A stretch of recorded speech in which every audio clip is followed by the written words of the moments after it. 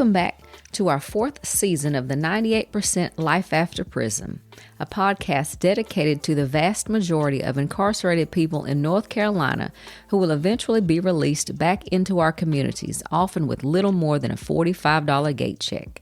I'm April Barber. And I'm Judy Van Wyk. Today's show is the culmination of several conversations I've had with Josh LeRoy, the prison chaplain of Orange Correctional Center between September 2019 and December 2024. Josh loved being a prison chaplain and stood as a strong advocate for the residents of OCC. During my interview with Josh, he talked about what it was like to arrive at Orange Correctional during the height of the COVID lockdown, and shared his views on what's needed to reform the carceral system in North Carolina. By the way, if you hear noises in the background, it's because they were painting and moving furniture in the kitchen right next door. Something I did not anticipate. But anyway, let's listen to Josh's interview.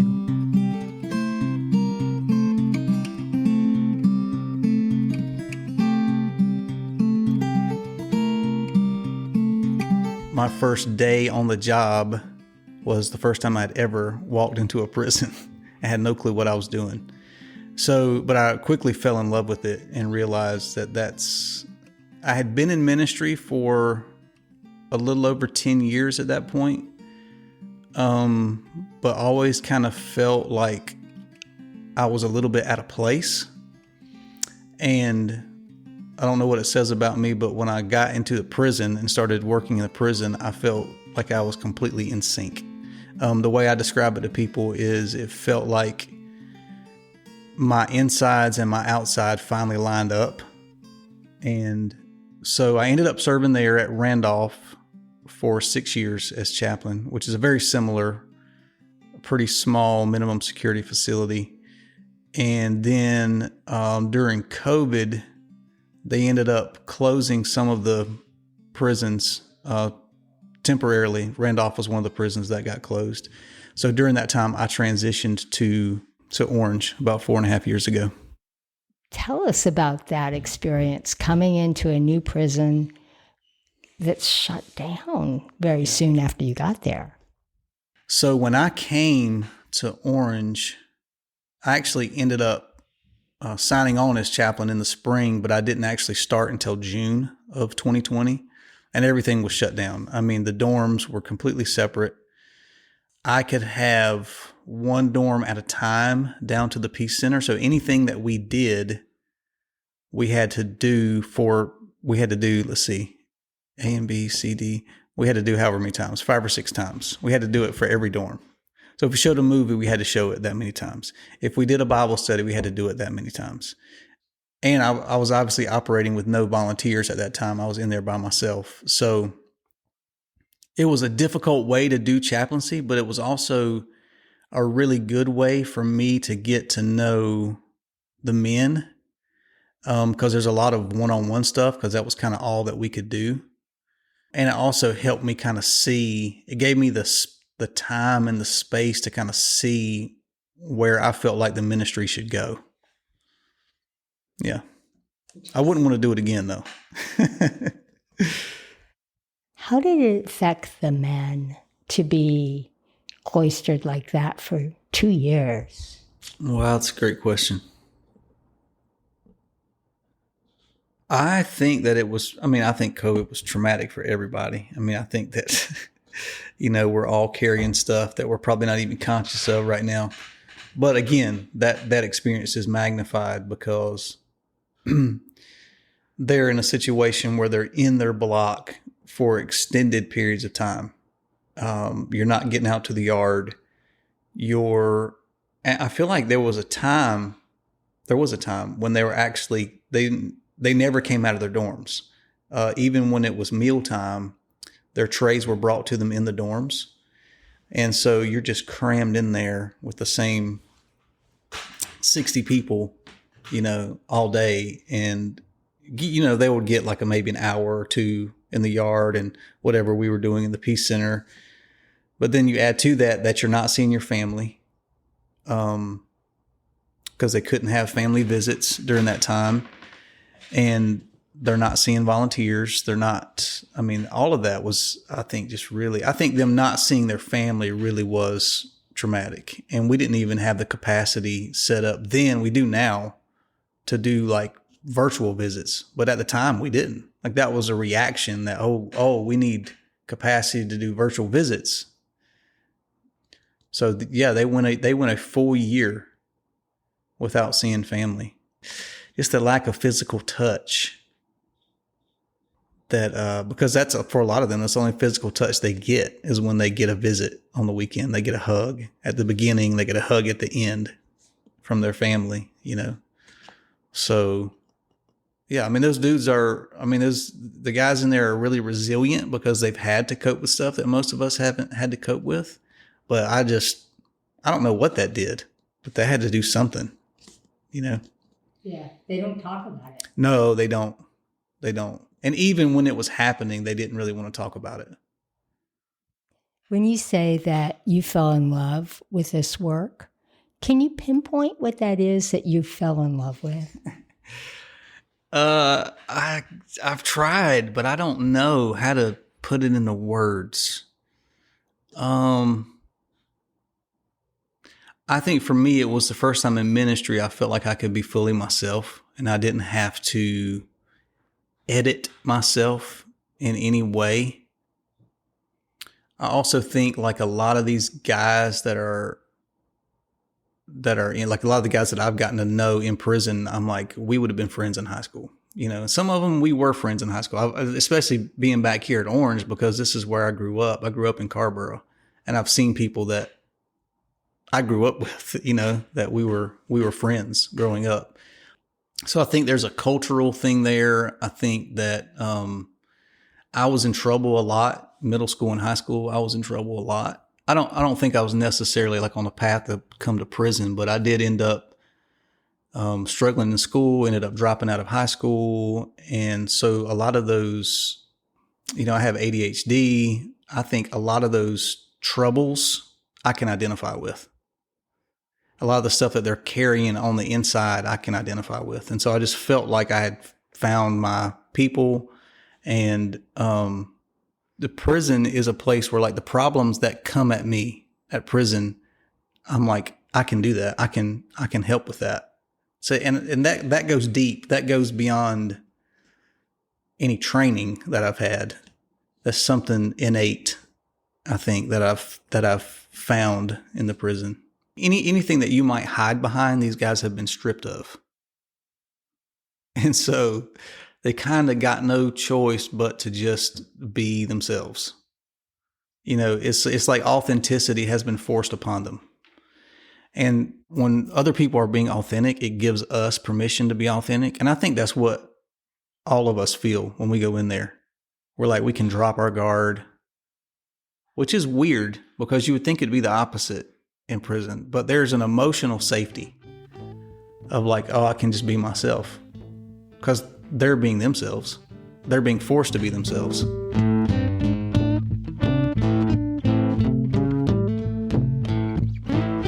It is your job to minister to the men. What was it like to be in a position, and yet you're also staff? So in a way, you're kind of sometimes caught between staff and the men. Did you ever feel that? Because it is a bit of an adversarial relationship between staff and men. Yeah. And to bridge that. Good question. This is probably not the right answer, but this is the honest answer. I've never felt torn. Okay. Never. And I think, I mean, I could be wrong, obviously, but I think that everybody has known whose side I'm on. There have been times where I've felt the need, but I can probably count them on one hand, where I've felt the need to advocate for staff to the men because I felt like they were being unfair in their assessment of staff. But staff, I mean, I'm there for staff and provide pastoral care for staff. And I feel like I have a really good rapport with the staff. I do make a point to make sure that I have a good rapport with them, but they know that I'm there. I mean, I'm not I don't have the burden of working for the state and things like that. I'm working for a community nonprofit. I'm coming in to advocate for these men. And that might be wrong, but that's always been my approach to it. Those guys need somebody because of the position, because of the power dynamic. They're the ones that need somebody to come in and advocate for them. Give them a chance to be heard. What have you learned from the men, from being a prison chaplain? What have you learned from the men, from that experience? What have I learned specifically from the men? I think I've learned how durable the human spirit is. Like, what I thought people could take 10 years ago is different than what I think people can take now. Because I've seen people like take a whole lot of stuff and somehow like still be a functioning human being, and in a lot of cases, not just a functioning human being, but like a kind, compassionate human being. And then you hear about everything that they themselves have been through, plus that they themselves, some of it self-inflicted, some things that they themselves have done, but yet for them to continue to have hope and have peace and have joy is just, it's amazing. And it makes you, then it makes you as a person rethink what you can take. If they can take that, then surely you can take whatever's being thrown at you, because they've had all of it thrown at them. All of it. There's nothing, there's just like any kind of tragedy. It's represented inside that fence. The broken relationships, the physical abuse, emotional, the grief, separation, loss, they've experienced it. This is not always true, but people who end up in prison are so often victims themselves of abuse, of trauma. Yeah. Obviously, like the incarcerated population is not just like a random subset of the population. And I think sometimes we think that.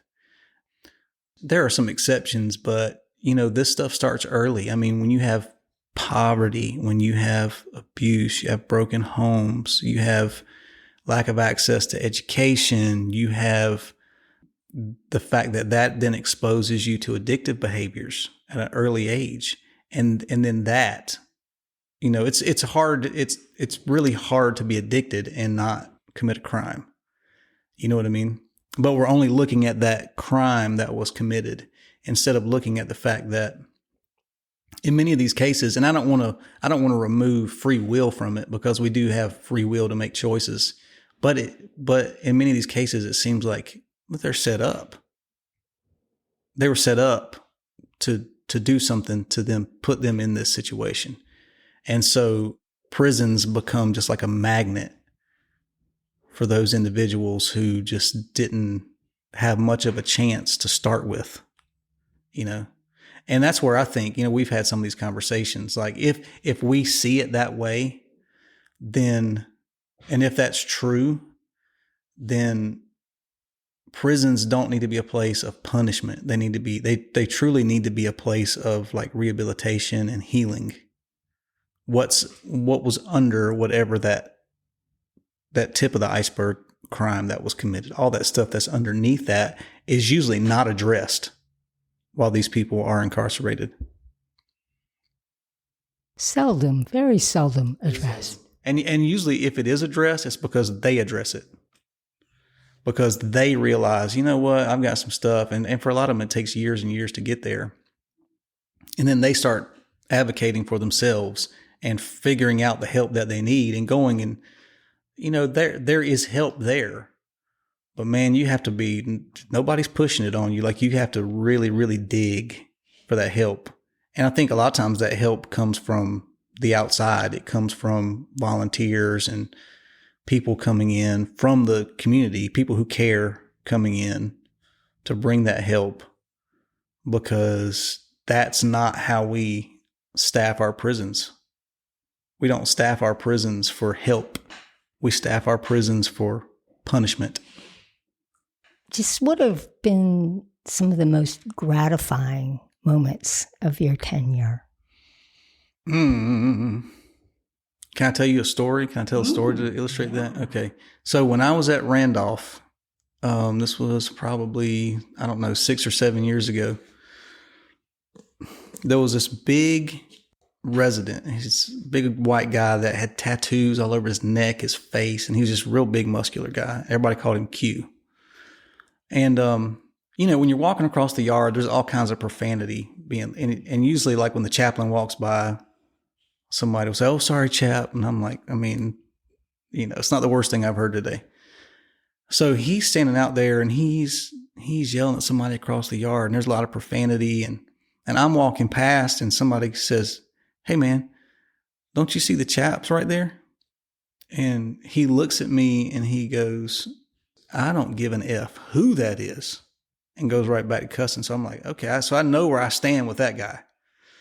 So like 2 days later, it's the same week, I get a call from somebody in programs, get a call in my office that this same individual's wife, and he's young, he's like in his 30s, his wife died unexpectedly in her sleep. And I've got to deliver the news. And I'm like, dude, I don't usually feel unsafe, but I was like, this dude don't like me. And he's like, I've got to give him this news. So, he comes into my office. I had to talk to him and break the news. He had actually heard right before I called him in. He had gotten in touch with his daughter, and I think his daughter had told him, but he's like breaking down in my office. He ends up spending like 2 hours in there. And, so, we end up doing all that, and I tried to care for him the best I could, but I'm still not sure where I stand with this guy. He gets up and leaves. So later that day, there was this one spot at Randolph behind the canteen. This was before there were like cameras everywhere. And this one spot behind the canteen is like where people would go to fight because nobody could see what happened back there. It was between the canteen and the vocational building. So I'm walking around one side, and it just so happens right as I come around the corner, here he is. And we're both in this spot that is completely unseen. And by this point, he's kind of gotten himself together. He's not crying or anything anymore. And I'm like, I don't know what's about to happen right now. And he walks up to me and grabs me in a bear hug and lifts me up off the ground. This dude's like twice my size and just squeezes me. And he's like, man, and I didn't really, honestly, that morning, I didn't really do anything other than just sit with him and let him cry. And he was like, man, thank you for giving me the space to do that this morning. And then he set my feet back down on the ground, and he kept walking, and I kept walking the other way. What do you think has been the most difficult time? What about being a chaplain has been most difficult? Oh, wow. What about being a chaplain? Okay, so this is for me personally. This is probably going to differ for other chaplains. I am not good at setting boundaries. I'm really bad at setting boundaries. And I'm working with a population who have court documented boundary issues. So, it can get overwhelming.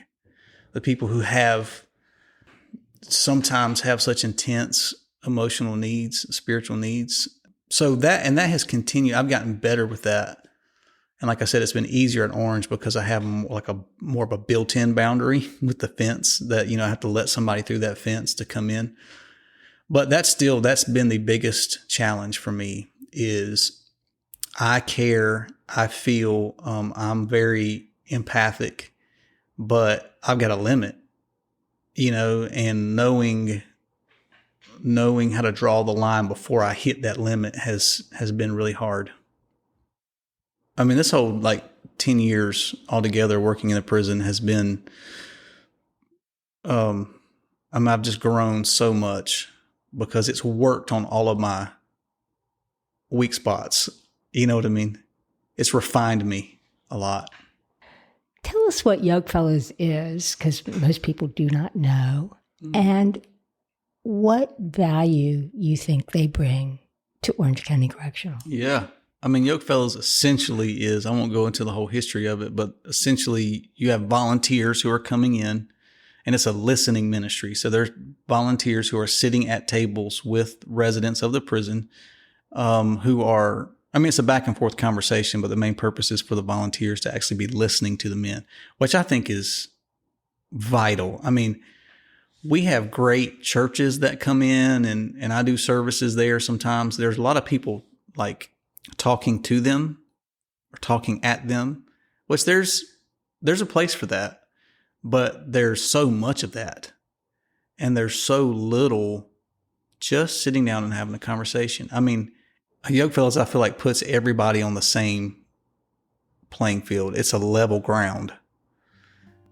And that in and of itself is so therapeutic to the spiritual life of these men. Like, to see successful people who could be doing whatever they want on a Tuesday night come in and say, hey, I want to sit down and have coffee and a brownie with you and just hear your story and listen to you and give you, like, validate your story. You know, I think it's easily one of the most important things that we do. Yeah.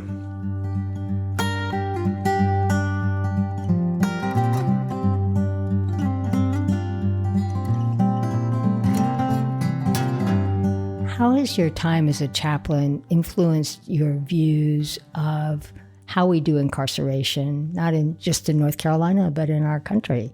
Dang. Well, you and I have had some of these conversations before. It's made me realize the necessity of prisons, at least for now. I mean, they're not ideal, and I think that our work needs to be on reforming the prisons and reforming, as I was saying earlier, the purpose of the prisons, that these are individuals who are really in need of help. They're really in need of resources. They have so much to give, but they need that outlet. And you and I have both seen people who, like, probably wouldn't be alive had they not been incarcerated, you know. And there are people, I can name some of the guys who are serving life sentences who, like, right now are living their best life, even though they're in prison, you know, because they're at Orange, they're at a minimum security facility. They have stability maybe for the first time in their whole lives. And that is something. There are so many things that need to be fixed, but that stability does count for something. I think, like you and I have talked about, that in order for that to happen, in order for us to change the overall purpose of prisons and the way that we see them, not as, because right now it's punishment first, it's security first, it's all this stuff first. And it's helping if we get around to it. If we have the resources and everything else, all the other boxes are checked, then we'll get around to helping, which I think is the wrong approach. But I think that the whole way we do personnel, the whole way we do staffing in prisons would have to change in order for that to change. Like, we can't just change the mission statement. We're going to have to pay people more to get individuals in there, to get officers in there who are willing to stay for the long haul, who are competent, compassionate, all of that. And then to have chaplains, social workers, therapists, things like that. I mean, you know, we've got a therapist that has like 5 facilities under her care, and she's awesome. But I mean, how much can she do? How much can she do other than just putting out the worst fires? Because if you've got 5 facilities and one of those facilities is, you know, 300 or 400 residents, what can you do when all of these individuals probably need some level of care? And so I think flooding the facilities with people who care and, you know, caring professions has to be a priority, in addition to, you know, raising pay for officers and administration and all that. Until that happens, I don't think the climate will change. So you are leaving soon to pastor a church. Yep. Can you tell me about that? Yeah, so I'll be December 15th will be my last day. I'll be pastoring Emmaus Church in Greensboro, which I've actually already started back in September. It's a church my family and I have been a part of for the past 3 years. It's a bunch of young adults, really great, a lot of energy, all that. So it's not something I was looking for at all. I definitely was not looking to get out of prison ministry, but the door opened and it just felt like I needed to walk through that door. And I think it's going to be an exciting season for me, but I also think for OCC, for Alamance Orange Prison Ministry, the guys at the prison will be in good hands. You said when you announced that you were leaving to Yoke Fellows, you said, "I will never have a job that is this much fun." Yeah. Why did you say that? Oh, totally. I know I won't. Like when this process was happening, like late summer, early fall, that was my argument with God. When I felt like I was being pulled away and I felt like I was being pulled into this new role and everything was lining up and it was just crystal clear. My only argument was, but this is so fun. Like that's basically what it amounted to. And I felt like God's response was, I'm really glad that it was fun for you. I really am. Like this was a gift to you. There's no guarantee that every job has to be that fun, and some people never have a job. And I've had a job for 10 years that was just like, I've told my wife before, like, I feel like I'm playing a video game that was custom made for me, like things that are popping up that I'm just like, I have life experience or whatever, or for whatever reason, I'm inclined to be able to address it and solve that problem and actually have fun doing it. So it has been more fun than I expected any job to ever be.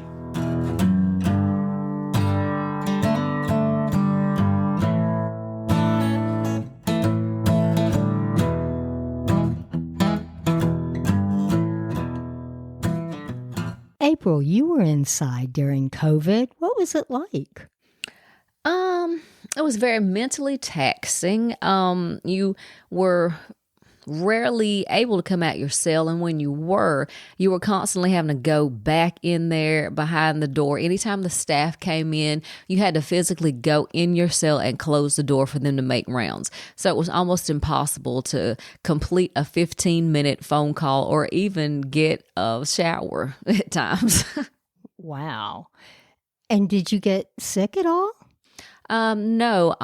When they came around and did mass testing, our pod held about 44 people. There were 38 in there at the time, and they sent all but 6 of us to quarantine. Ooh. And quarantine's like solitary, right? Quarantine is solitary. You're actually placed away for the safekeeping of others, other offenders and staff, but it is a form of punishment because you are treated the same way as if you were in solitary, and it's in the same section. Wow. I know it was a mixed bag for Josh, arriving at OCC in the middle of COVID, and he even got COVID a couple of times. I also know the men really appreciated him and were sad to see him go. The good news is that his successor is a great guy with a long experience working in prisons, including pastoring to the men on death row. April, I believe you know the new chaplain, Dewey Williams. I have met Dewey. As a matter of fact, Dewey and I were at a rally. I think it was last year at the vigil, and he and I had a table for information beside of one another. And he had this wonderful banner, and I now have a wonderful banner for my business, thanks to Mr. Dewey Williams. And he was working with a group to eliminate the death penalty, right? And you were also with that. Yes. The North Carolina Center for Death Penalty Litigation. Yes. He and I partner with them to try to end and commute the sentences of those who are on death row. Well, I know Dewey will be just as strong an advocate for the men as Josh was. Turning to a slightly different topic, Josh talked about Yoke Fellows during his interview. I've been volunteering with Yoke Fellows since 2019. I was hesitant in the beginning because it's a Christian ministry and I have no interest in proselytizing. But since I've been volunteering, I can see the value of having people come from the outside who are willing to listen to you and treat you with kindness, a commodity that's rather rare in prison. April, did you attend Yoke Fellow meetings while you were on the inside? I did not attend very many Yoke Fellow, if any, meetings, but the majority of people that I lived with did because of the caring and kindness. And if nothing else, people would make sure they went to Yoke Fellow at least once a week so they would qualify to get the big Christmas party at the end. It's worth it for that. Yeah, I know at OCC, the chef at Weaver Street provided the food, and it was delicious. Well, that's our show for today. Join us next time when we explore why so many people fall down and end up back in prison. In the meantime, check us out on our Facebook and Instagram, where you can find useful resources and see some of the amazing artwork done by some of the guys at Orange Correctional. If you'd like to reach out to us, you can email us at 98%.lifeafterprison@gmail.com. Until next time, this is the 98% Life After Prison. Until then, we appreciate you.